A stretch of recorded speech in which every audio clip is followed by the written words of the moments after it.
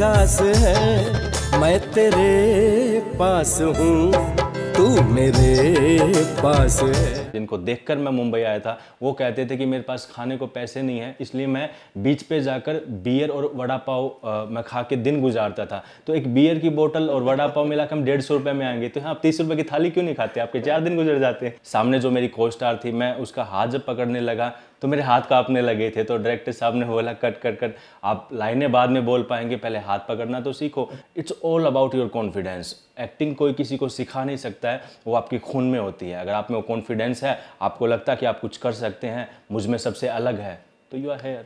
Hello everyone, this is Ajit Pandit, Bollywood actor, and welcome to the join film family. Hello friends, welcome to फिल्मी फंडे, joinfilms.com। मैं हूं आपका अपना वीरेंद्र राठौर और आप देख रहे हैं बॉलीवुड का Google, join films YouTube channel.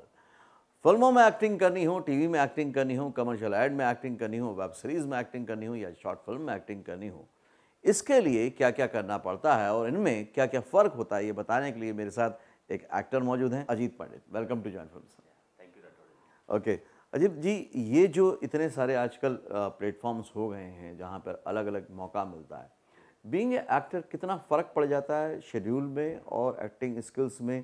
कहाँ कहाँ ज़्यादा टाइम मिल पाता है, कहाँ कम टाइम मिल पाता है, कैसे होता है? जब से OTT आई हैं राठौर जी, एक आर्टिस्ट के लिए बहुत आसान हो गई हैं चीज़ें, क्योंकि इतनी सारे OTT हैं, तो जितनी OTT है उतने ज़्यादा आर्टिस्टों की रिक्वायरमेंट है। बट हम as a theatrical point of view से देखें तो थोड़ा मुश्किल होता है जब ऑडियंस अपनी जेब से 300 साढ़े 300 रुपये खर्च करके टिकट लेके थिएटर में आपको देखने जाती है, तो थोड़ा मुश्किल होता है। लेकिन जैसे OTT आई है तो हर एक मोबाइल, हर एक घर में OTT आ गई, तो बहुत आसान हो गया है थोड़ा आर्टिस्ट के लिए। पहले ये होता था यार कि मैं फिल्मों में काम कर लूँ या टीवी में काम कर लूँ जी।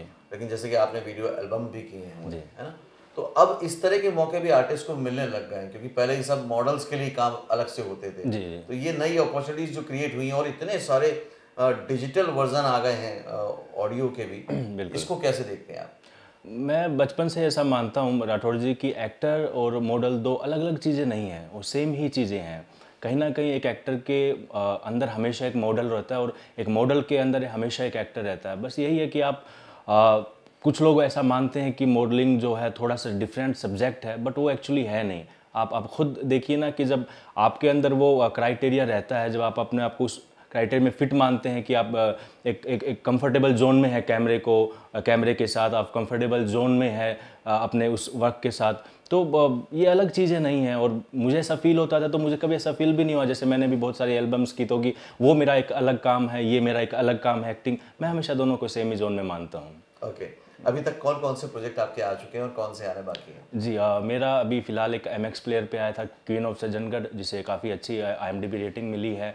Apart from it art of loving, और 19 में मेरी कमर्शियल फिल्म आई थी हम तो हुए हैं तुम्हारे, जो कार्निवल ने प्रेजेंट की थी। और एक मेरी अभी फ़िलहाल रिसेंटली एक फिल्म आई है अनुप्रिया, जो मेरे दिल के बहुत करीब है। वो इसलिए है राठौर जी क्योंकि ये एक कमर्शियल सिनेमा है और आजकल आपको पता है साउथ का कितना क्रेज़ है बॉलीवुड में भी, तो वो कहीं ना कहीं साउथ पैटर्न को रिफ्लेक्ट करती है। और मेरी जो पर्सनैलिटी है इससे बिल्कुल डिफरेंट है, मैंने उसमें गैंगस्टर का रोल प्ले किया है। एंड बात करें मेरे आने वाले प्रोजेक्ट की, तो मेरे 3 प्रोजेक्ट जो हैं पाइपलाइन में हैं, जो जिनका कंप्लीट हो चुका है शूटिंग, डबिंग पोर्शन चालू है। इनका नाम है 12 AM, it's an horror subject, tape recorder, ये एक इंटेंस लव स्टोरी है। And apart from it A love days, ये हम बोल सकते हैं कि थोड़ा सा कूल डूड वाली रोमांटिक लव स्टोरी है।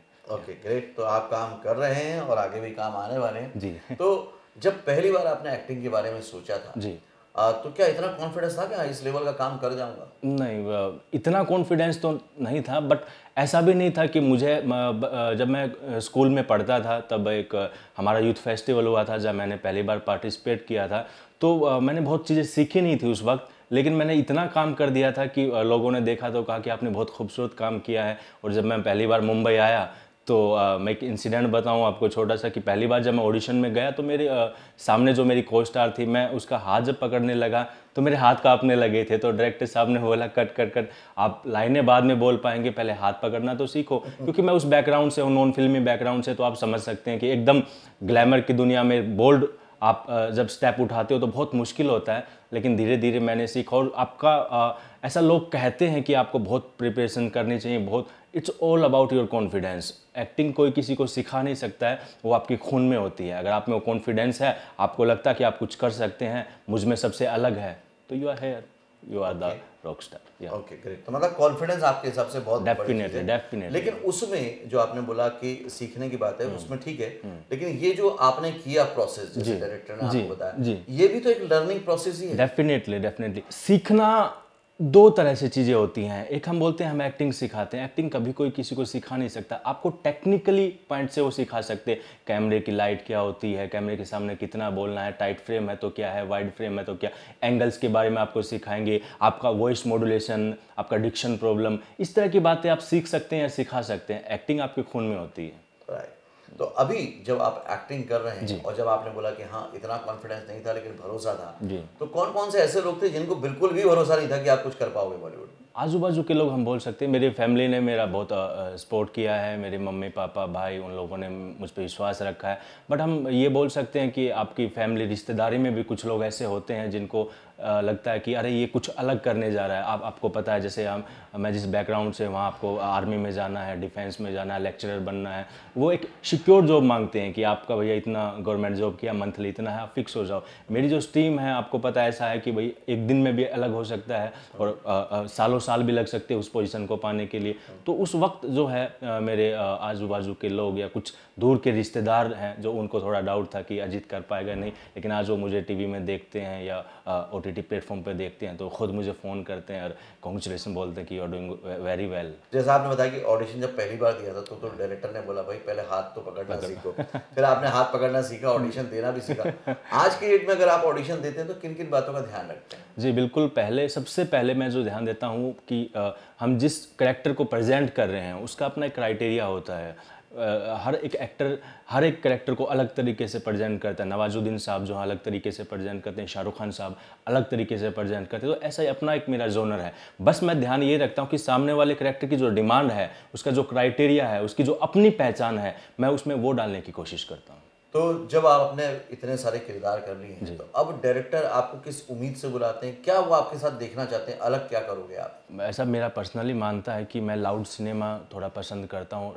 मैं उसमें बहुत अच्छा प्ले कर पाता हूँ। ऐसे जिन लोगों के साथ मैंने काम किया है कि मैं लाउड सिनेमा को अच्छे से प्रेजेंट करता हूँ। तो मुझे ऐसा लगता है कहीं ना कहीं कि जो मेरी लास्ट फिल्म है अनुप्रिया, जिसमें मैंने गैंगस्टर का प्ले किया है, तो उस तरह के रोल मैं प्रेफर करना चाहता हूँ। या एज ए डायरेक्टर लोग मुझे कंसिडर करते हैं कि लाउड जब सिनेमा है, kind of south pattern cinema जिसे हम बोलते हैं, कि वो सिनेमा हमारे सिनेमा में और साउथ में बस यही डिफरेंस है कि बॉलीवुड जो है एकदम स्मूथ वे में जाता है और साउथ सिनेमा हमेशा बोल्ड सिनेमा प्रेजेंट करता है। वो हमारा फैमिली से रिलेटेड हो या फिर वो एक्शन सीक्वेंस हो, तो मैं भी कहीं ना कहीं बोल्ड सिनेमा प्रेफर करता हूँ। तो लोग मुझे उसी में कंसिडर करते हैं। अब as a person, as a artist, आपको टीवी में ज़्यादा मज़ा आता है, OTT में ज़्यादा मज़ा आता है या मूवी में ज़्यादा? डेफिनेटली मूवीज़ में मज़ा आता है। मैं ऐसा बोलना नहीं चाहिए मुझे, बुरी बात है, लेकिन जब आप सीरियल्स करते हैं, टीवी करते हैं, तो उनके फिक्स अपने एक फ्रेम है कि 4 या 3 फ्रेम है, हम वाइड लगाएंगे, टाइट लगाएंगे, OS लगाएंगे, ज़्यादा से ज़्यादा थोड़ा मूवमेंट दिखा देंगे। बट अब आप खुद समझ सकते हैं, जब आपको 1 से 2 दिन में जब आधे घंटे की फुटेज निकालनी है और जब आपके पास इतना वक्त है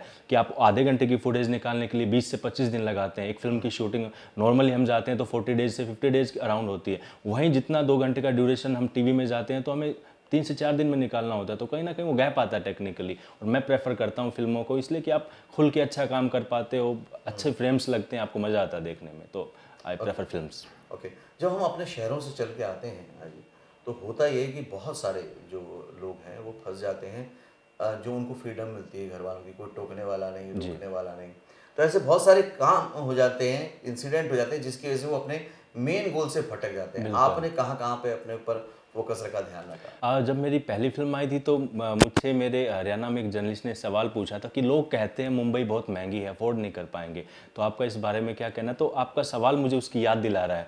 तो इस बारे में मैं कहना चाहूँगा कि यहाँ पे मुंबई में 35-30 रुपये में भी थाली मिलती है और 3000 रुपये में भी खाना मिलता है। वो आप पर डिपेंड करता है कि आपका बैक कितना स्ट्रॉन्ग है, आप कितना, अब आप यहाँ आकर एक मेरे दोस्त हैं, मैं नाम नहीं लूँगा, जिनको देखकर मैं मुंबई आया था, वो कहते थे कि मेरे पास खाने को पैसे नहीं है, इसलिए मैं बीच पे जाकर बियर और वड़ा पाव मैं खा के दिन गुजारता था। तो एक बियर की बोतल और वड़ा पाव मिला के हम 150 रुपये में आएंगे, तो हाँ आप 30 रुपये की थाली क्यों नहीं खाते, आपके 4 दिन गुजर जाते हैं। तो ये आपके ऊपर डिपेंड करता है। ऐसा नहीं है कि मुंबई महंगी है, मुंबई उन लोगों को भी एक्सेप्ट करती है जिनका बैकअप में बहुत स्ट्रॉन्ग नहीं है, और उन लोगों को भी एक्सेप्ट करती है। वो आप पे डिपेंड करता है कि आप अपना जीने का तरीका कैसे करते हैं, आप अपने काम में फोकस्ड हैं, जो आप करने आए हैं उसी पे ध्यान दें।